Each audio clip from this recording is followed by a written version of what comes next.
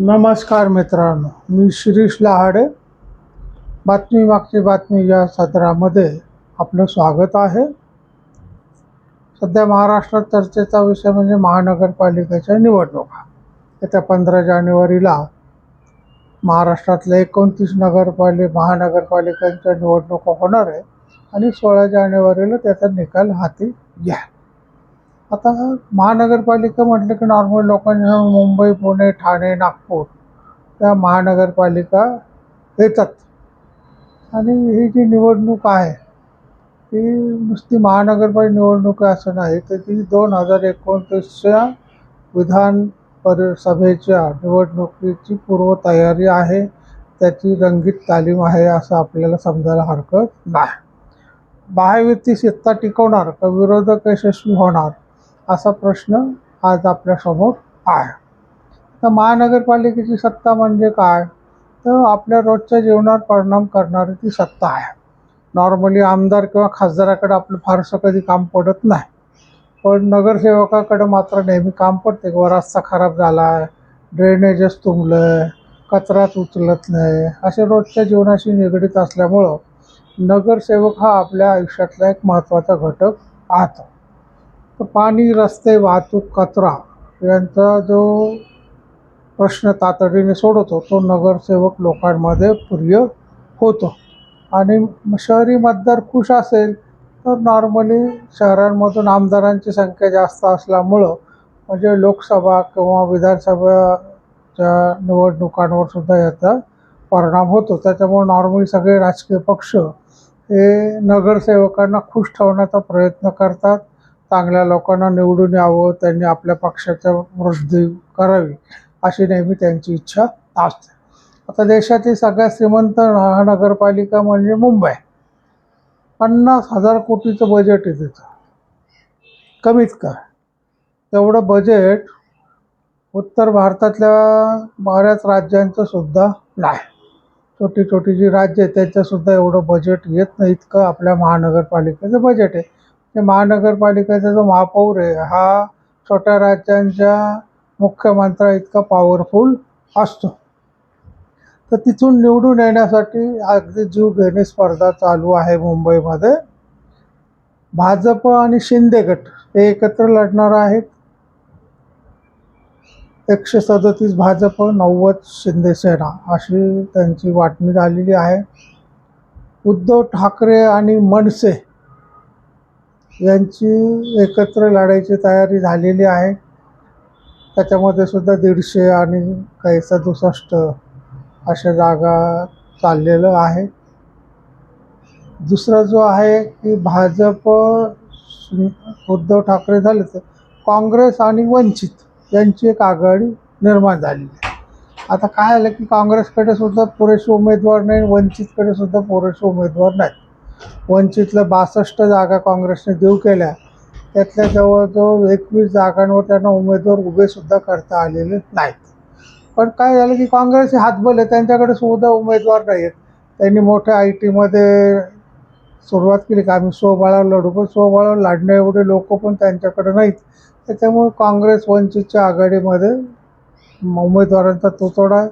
भाजप शिंदे गटांकडे मात्र उमेदवारांसाठी मारामार चालू आहे. आता काय होतं की ही जी निवडणूक आहे ही मनसेला पुनरुज्जीवन करण्यासाठी मोठी संधी आहे. उद्धव बाळासाहेब ठाकरे यांच्या शिवसेनेला स्वतःचं अस्तित्व टिकवण्यासाठी ही लढाई आहे. मुंबईमध्ये पहिला महापौर बसवण्याची भाजपला संधी आहे आणि शिंदे गटाला आपण उद्धव बाळासाहेब ठाकरेपेक्षा सरस आहोत हे दाखवण्याची संधी आहे. आता भाजपला काय होतं की मध्यमवर्गीयांचा पाठिंबा नेहमी असतो. कारण मोदींमुळं, जरी आज मोदी प्रचाराला नसले तरी मोदींचा भाजप म्हणून लोक डोळे झाकून भाजपला मतदान करतात. शिंदे गटाचे बरेच नगरसेवक जुने आहेत, जे पूर्वीच्या काळी नगरसेवक होते, त्याच्यामुळे त्यांना प्रशासनाचा अनुभव आहे. उद्धव ठाकरे गटासाठी करो वा मरो अशी परिस्थिती असल्यामुळे ते जीव तोडून प्रचारामध्ये उतरतील. आणि काँग्रेसचं कसं वाजली तर वाजली गाजराची पुंगी, नाही तर मोडून खाल्ली. आले लोक तर आले, नाही आले तर नाही आले, अशी त्यांची मनोवृत्ती आहे. त्याच्यामुळे ही लढत जी आहे की तुल्यबळ होण्याची शक्यता थोडीफार आहे, थोडीफार काही वार्डामध्ये अजिबात नाही. दुसरी महानगरपालिका जी पुणे महानगरपालिका आपण म्हणू शकतो, की त्याचं पुणे महानगरपालिकेचा विचार करून मतदान करणारा वर्ग पुण्यामधला मानला जातो. भावनेपेक्षा मुद्दे महत्त्वाचे मानले जातात. म्हणजे हा माझा नातेवाईक आहे, हा आपला, असं कोणी सहसा विचार करत नाही. चांगलं काम करणाऱ्याला पुण्यातले लोक निवडून देतात. आता मग पुण्यामध्ये महत्त्वाचे काय, ट्रॅफिक, मेट्रो आणि IT हिंजवडीचे प्रश्न. तर भाजप हा विकासाच्या मुद्द्यावर पुढं आहे. भाजप जसं देवेंद्र फडणवीस सत्तेवर आले तसं विकासाचा जो वेग आहे तो वाढलेला आहे. राष्ट्रवादी अजितदादा गट तुल्यबळ आहेत, नाही का. काँग्रेस शिवसेना यांची भूमिका मात्र अगदी दुय्यम स्वरूपाची आहे. त्याच्यामुळे पुणे महानगरपालिकेमध्ये भाजप वरचढ राहील. शिंदे भाजप युती होणार होता, राहिलेली आहे. त्याच्यामुळं शिंदे पण वेगळे लढतात आहे, भाजप पण वेगळे लढतात आहे. त्याच्यामध्ये अजितदादांच्या पक्षाचा थोडाफार प्रभाव वाढू शकतो, पण सत्तेवर भाजप येईल असा अंदाज आहे. तिसरी महानगरपालिका म्हणजे आहे पिंपरी चिंचवड. इथं सध्या भाजपची सत्ता होती. भाजप आणि राष्ट्रवादीमध्ये तुल्यबळ लढत होईल. अजितदादांचा गट आहे तो पिंपरी चिंचवडमध्ये अतिशय प्रबळ आहे. कारण अजितदादांनी लक्ष घालून पिंपरी चिंचवडमध्ये खूप सुधारणा केलेल्या आहेत. त्याच्यावर पिंपरी चिंचवडचे रस्ते असो, वाहतूक व्यवस्था असो, ही पुण्यापेक्षा सरस आहे. अजितदादा पवार आणि शरद पवार यांच्या दोघांचे गट एकत्र राहिल्यामुळं काय झालं, भाजपला मोठं आव्हान निर्माण झालेलं आहे. पण निवडणुकीमध्ये मागच्या वेळेस जरी भाजप सत्तेवर असली तरी त्यांच्या कारभारामुळे जनता नाराज आहे. यावेळेस अजितदादा पवार गटाची सत्ता पिंपरी चिंचवड नगरपालिकेमध्ये येऊ शकते आणि 28 नंबर वार्डचे नगरसेवक विठ्ठल उर्फ नाना काटे हे महापौर जरूर होऊ शकतात. अशी शक्यता सुद्धा त्यांच्या वर्तुळामध्ये वर्तवली जाते. आणि राष्ट्रवादी तुल्यबळ असल्यामुळं भले थोड्या फरकाने राष्ट्रवादीचे लोक नगरसेवक जास्त येतील, पण सत्तेवर राष्ट्रवादी काँग्रेस येईल असा अंदाज आहे. चौथं जे महत्त्वाचं आहे, ठाणे कल्याण नगरपालिका जी आहे, ठाणे नगरपालिका किंवा कल्याण डोंबिवली नगरपालिका जी आहे, तर ठाणे म्हणजे एकनाथ शिंदे यांचा गड आहे. मजबूत संघटन आहे, प्रशासनावर त्यांची पकड आहे आणि बहुसंख्य जागा शिंदे गट लढत आहे.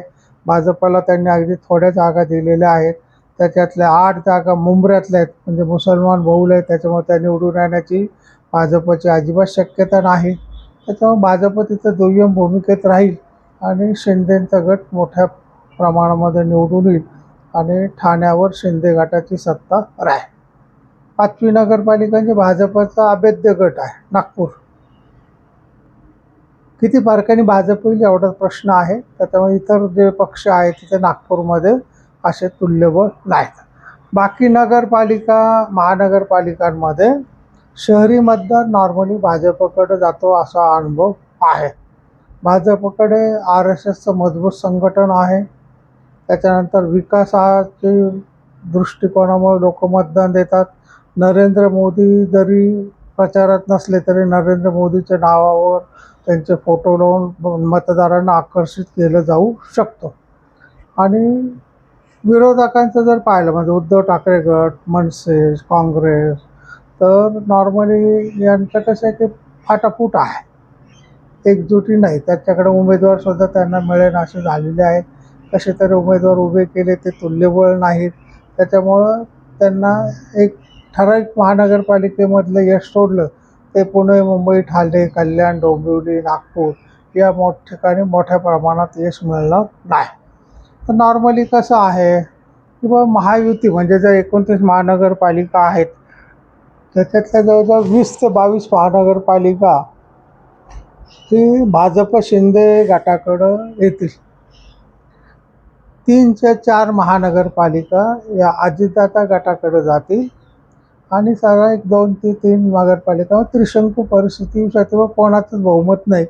मग तिथं ऐन वेळेला काय फाटाफुटी होतील किंवा एकमेकाला सहकार्य देऊन सत्ता गाजवण्याची सत्ता येईल आणि तसं होईल. पण नॉर्मली पुन्हा भाजप शिंदे गटाचा वरचष्मा सगळीकडे राहील.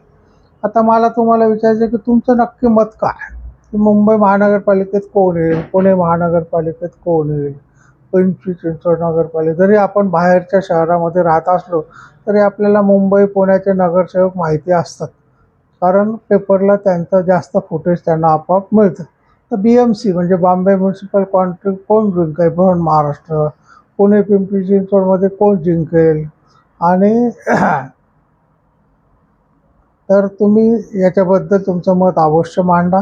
माझ्या यूट्यूब चॅनलला लाईक करा, शेअर करा, सबस्क्राईब करा. रामकृष्ण.